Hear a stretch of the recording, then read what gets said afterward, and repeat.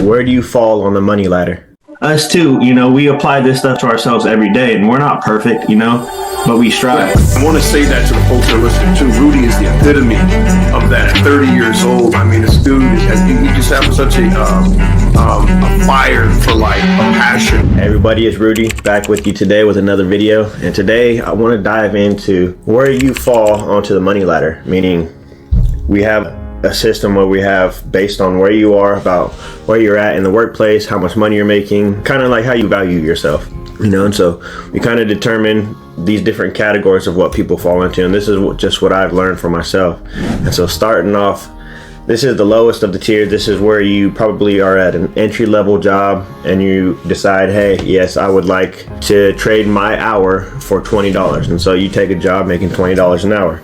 And so, this is the base of getting into the workplace. This is where a majority of all people start. And it's not bad that you're in this place, but I wanted to talk to you about expanding your mind, because in order to become successful and wealthy and financially independent, there's different levels to this once you start understanding money better. And so that's the first phase, that's the first category. And from there, the first thing that you need to start doing is understanding your value. And so this is going to be a position of, let's say, someone that's in the IT world that's working their job and they're at an hourly rate. They start getting more certifications along the way. They start getting a year, 2, 3 years under their belt working at this place, so their value is higher, especially if they're a great employee. If you bring a lot of value to the workplace, as far as you're great to get along with, you're easy to manage, and you do what you're asked. And especially if you add more value of what you're asked, then that's another way to demand more for that time. That's only one of the ways that you can go from that point. After that, this is where you start getting into a specialization, or becoming an expert in a certain field, and that's where you're going to get a lot of consultants, or even, entrepreneurs who have niche products or niche, services. Take, for example, a lady who does baby nurseries, for high income paying clients, and so this is an expertise where she only does baby nurseries, but because she has a niche, she can charge a very high premium and make a great living.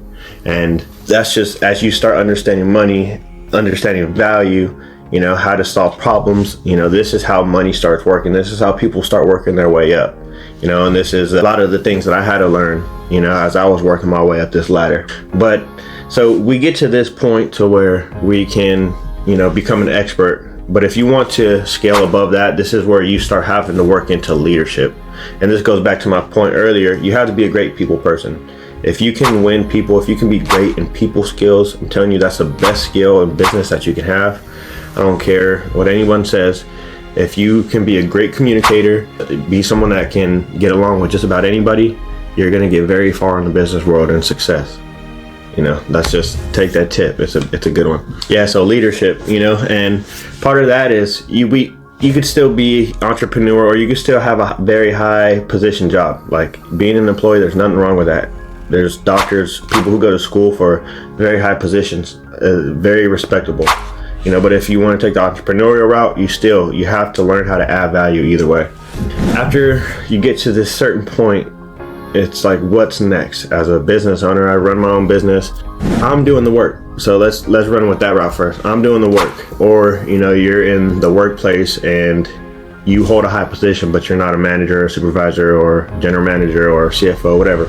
But you're in a position to where you are just about ready to start delegating things and start running teams and getting systems of teams of people under you.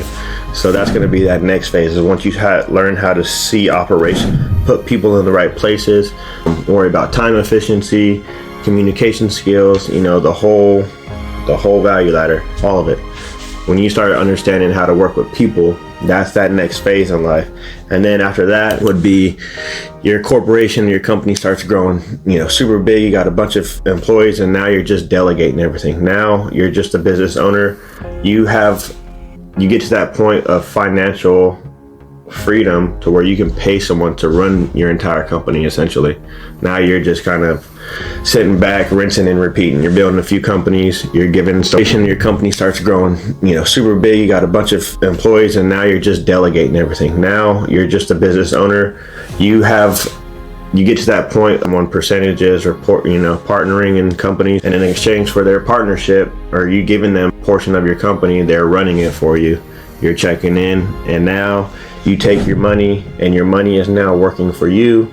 You start dumping it into investments, into assets, life insurance policies, trusts, and from there, that's how the wealth get wealthy and stay wealthy.